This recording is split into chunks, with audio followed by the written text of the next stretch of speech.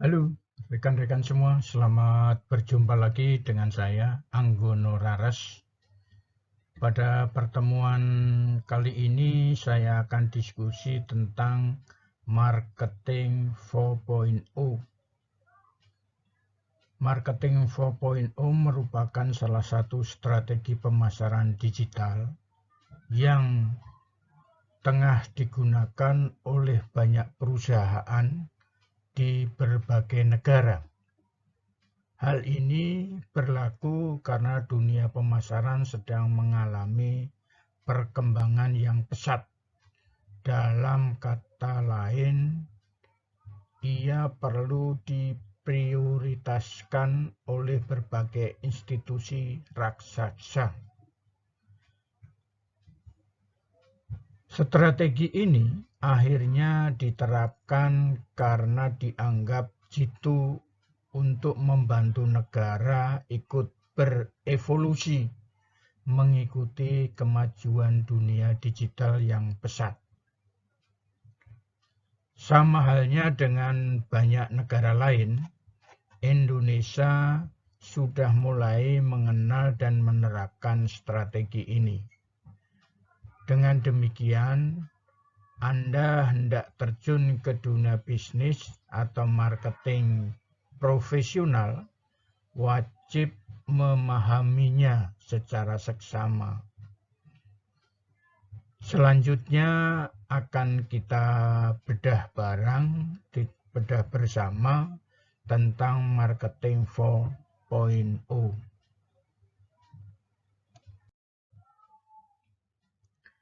Rekan-rekan semua, Marketing 4.0 atau Marketing 4.0 adalah sebuah pendekatan pemasaran yang memadukan interaksi online dan offline yang terjadi antara perusahaan dan pelanggan. Mengapa strategi tersebut bisa terbentuk?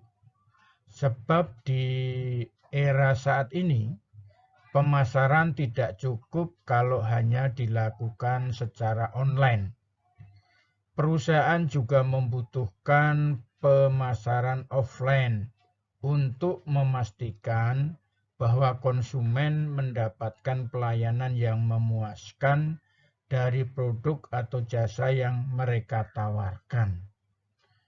Dalam pendekatan ini, keduanya justru diperlukan untuk mengisi peran masing-masing demi melengkapi target pemasaran perusahaan. Ini artinya sebuah brand tidak bisa sekedar mengedepankan digital branding yang bagus. Mereka juga harus menghasilkan konten yang relevan, menarik, dan up-to-date untuk para pelanggan.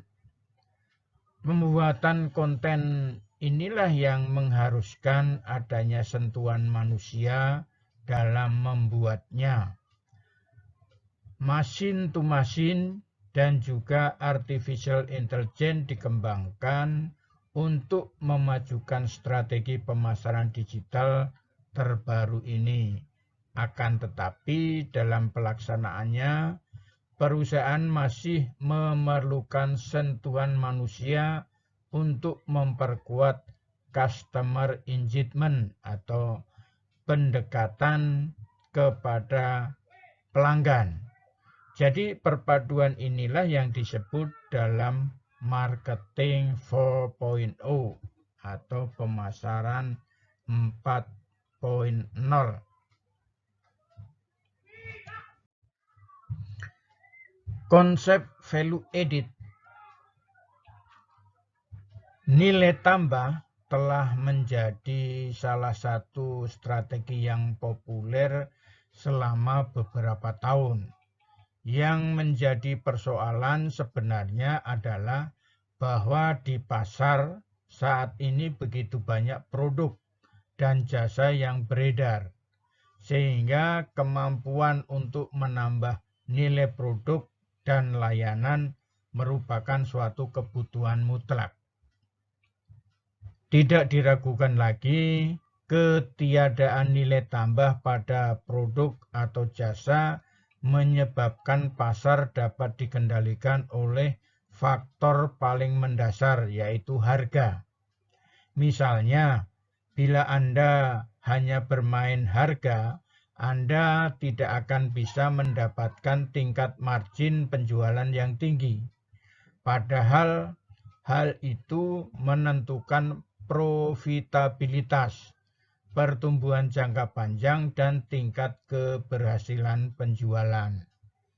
Jumlah pilihan produk yang banyak memungkinkan konsumen melakukan pilihan produk.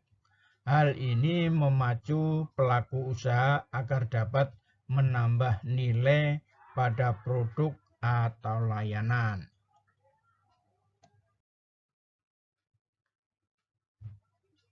Konsep segmentasi memberi pegangan yang sangat penting dalam pemasaran. Anjuran agar memilih bagian tertentu saja dari khalayak konsumen yang luas sehingga dapat memberikan pelayanan yang sebaik-baiknya. Melakukan komunikasi yang lebih persuasif, dan yang penting adalah memuaskan kebutuhan dan keinginan konsumen yang dituju.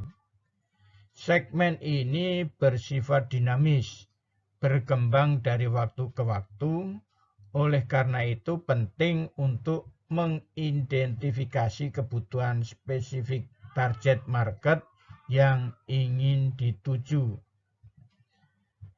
Targeting adalah kegiatan menentukan pasar segmen, yaitu memilih satu atau beberapa audiens yang akan menjadi fokus kegiatan pemasaran, program, dan promosi. Untuk menentukan targeting atau sasaran atau market target yang tepat, tugas suatu perusahaan dalam menentukan produk atau program apa yang akan diproduksi dan dipasarkan harus berdasarkan kebutuhan kelompok konsumen mana yang dipenuhi. Hal ini karena kelompok konsumen memiliki kebutuhan dan keinginan yang berbeda-beda, sedangkan kemampuan perusahaan terbatas. Cara menciptakan positioning bukan pada bagaimana menciptakan sesuatu yang baru dan berbeda, tetapi bagaimana mampu secara kreatif menggunakan apa-apa yang sudah ada di dalam pikiran konsumen menjadi lebih fokus dan berbeda. Saat ini, pemasaran dalam program media penyiaran positioning menjadi penting karena tingkat kompetisi yang cukup tinggi. Persepsi terhadap perusahaan, media penyiaran, dan program yang disiarkannya memegang peranan penting dalam konsep positioning karena berguna untuk kelangsungan hidup media penyiaran itu sendiri. Tujuan dilakukannya positioning adalah untuk memposisikan produk, merek, atau program yang ada di pasar sehingga terpisah dengan produk, merek, atau program pesaing, dan untuk menyampaikan hal tertentu kepada konsumen.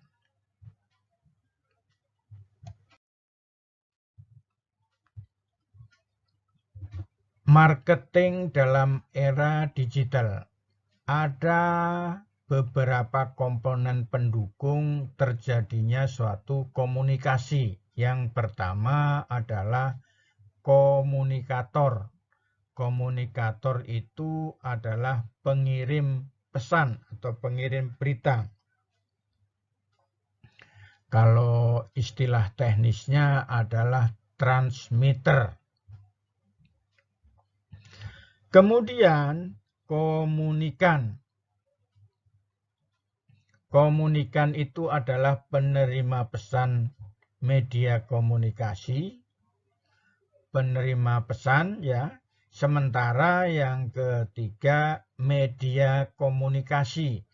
Media komunikasi online saat ini yang digunakan adalah internet, handphone, laptop, dan komputer. Sementara yang keempat adalah pesan. Pesan adalah apa yang disampaikan oleh komunikator dan diterima oleh komunikan. Sementara umpan balik merupakan tanggapan atas pesan yang disampaikan dari komponen-komponen komunikasi. Di sini bisa kita ketahui juga bagaimana proses komunikasi itu berjalan.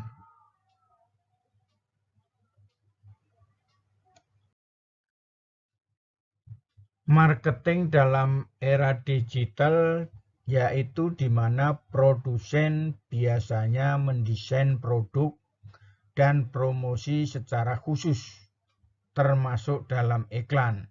Selain itu, mereka tidak hanya menyesuaikan produk dengan permintaan, tetapi juga meraih skala ekonomi melalui pemasaran atau produksi massal. Untuk melakukannya, perusahaan menggunakan teknologi manufaktur yang fleksibel atau yang sesuai yang dibutuhkan. Teknologi tersebut memungkinkan untuk merekonsiliasi dua tujuan, biaya rendah dan diferensiasi atau kustomisasi produk. Dalam membangun kustomisasi massal, perusahaan mungkin mengandalkan teknik produksi massal untuk memproduksi beberapa bagian dari produk. Untuk produk akhir, mereka kemudian menyesuaikan sesuai dengan permintaan dari masing-masing kelompok pelanggan. Baik, rekan-rekan semua, kita lanjutkan lagi marketing dalam era digital ini tentang kesesuaian harga dan distribusi. Harga merupakan unsur yang berbeda dengan unsur lainnya dalam bauran pemasaran. Bila unsur yang lain dalam pemasaran sifatnya adalah pengeluaran, maka harga merupakan unsur yang memiliki sifat menghasilkan atau mendapatkan pemasukan. Harga sifatnya hanya sementara, berarti produsen harus mengikuti perkembangan harga di pasar dan harus mengetahui posisi perusahaan dalam situasi pasar secara keseluruhan. Sementara suatu produk akan laku di pasaran apabila produk tersebut dapat disalurkan ke berbagai tempat di mana terdapat calon pembeli potensial. Untuk tujuan yang dimaksud, maka digunakan distribusi untuk memasarkan produk tersebut. Distribusi merupakan kegiatan yang dilakukan perusahaan yang membuat produk tersedia bagi pelanggan sasaran. Pendistribusian dapat diartikan sebagai kegiatan pemasaran yang berusaha memperlancar dan mempermudah penyampaian barang atau jasa dari produsen ke konsumen, sehingga penggunaannya sesuai dengan yang diperlukan.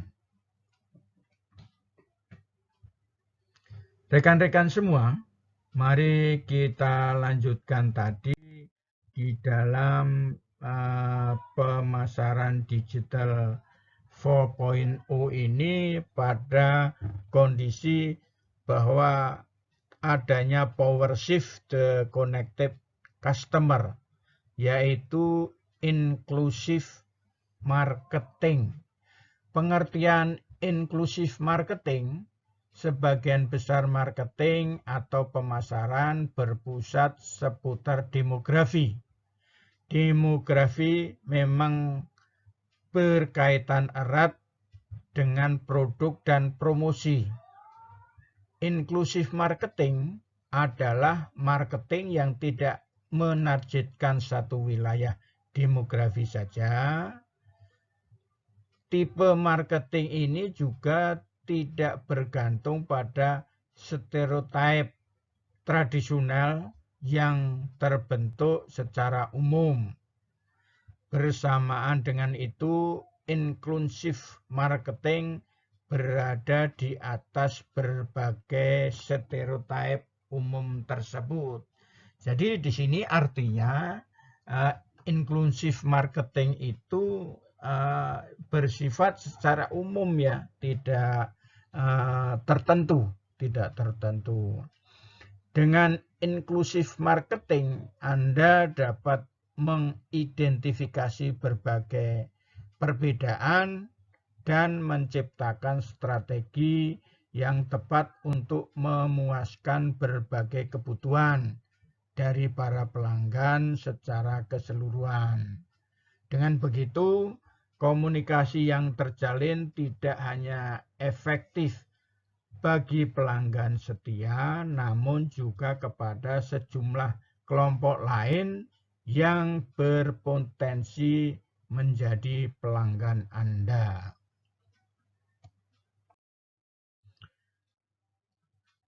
Sistem pemasaran horizontal, di mana bisnis pada level yang sama bergabung untuk mendapatkan skala ekonomi.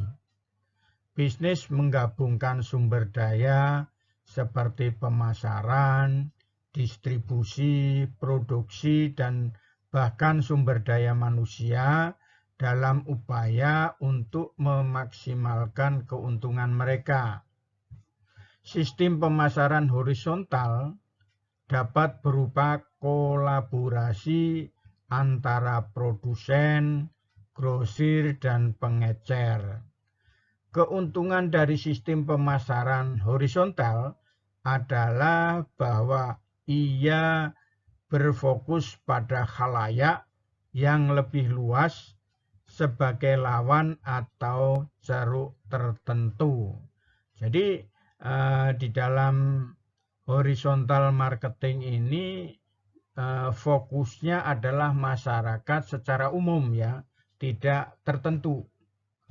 Ini juga menghemat waktu karena lebih sedikit waktu yang dihabiskan untuk membuat konten karena tidak dipersonalisasikan.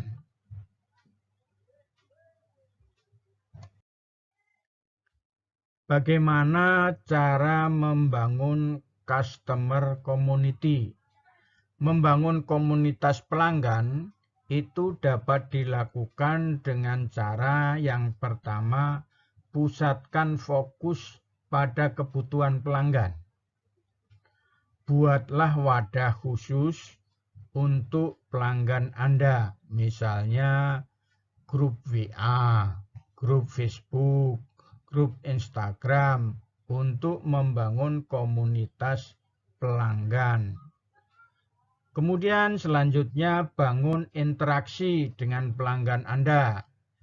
Update informasi secara konsisten yang berguna bagi anggota komunitas.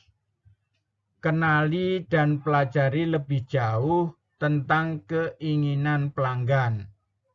Serta carilah informasi tentang ide produk baru yang sesuai dengan kemauan pelanggan Anda. Buat kegiatan atau gerakan yang melibatkan anggota komunitas secara aktif agar muncul ikatan emosional kepada merek mereka.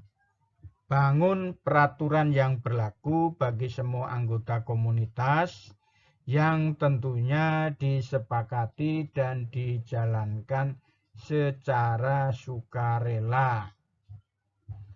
Baik, rekan-rekan semua, kita lanjutkan lagi tentang diskusi ini, yaitu adanya klarifikasi atau brand clarification. Jadi klarifikasi di sini sebenarnya adalah membuat klarifikasi bersama pelanggan dan bersama membentuk image produk bersama.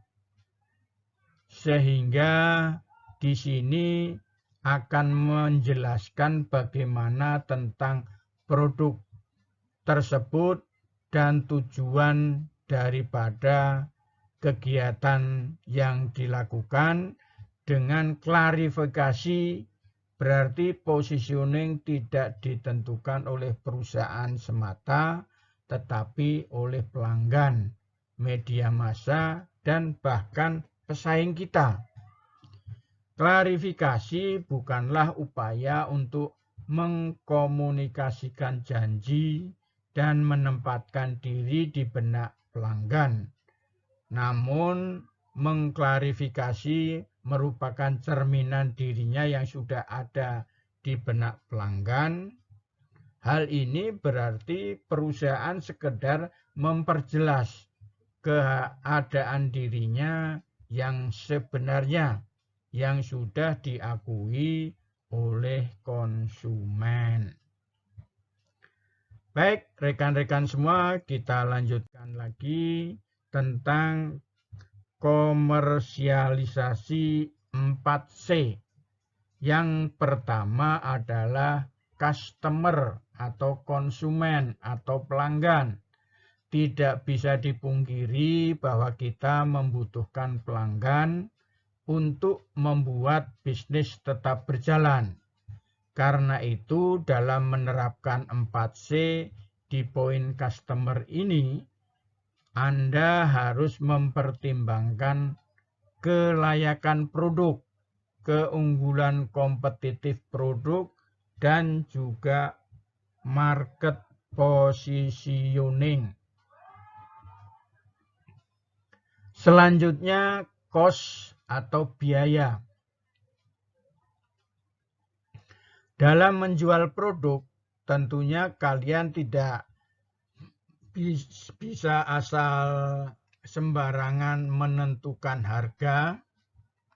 Ada banyak hal yang harus dipertimbangkan, seperti apakah harga yang kalian tetapkan terjangkau bagi target market, dan apakah dengan harga yang kalian tetapkan itu memberikan kepuasan dan nilai yang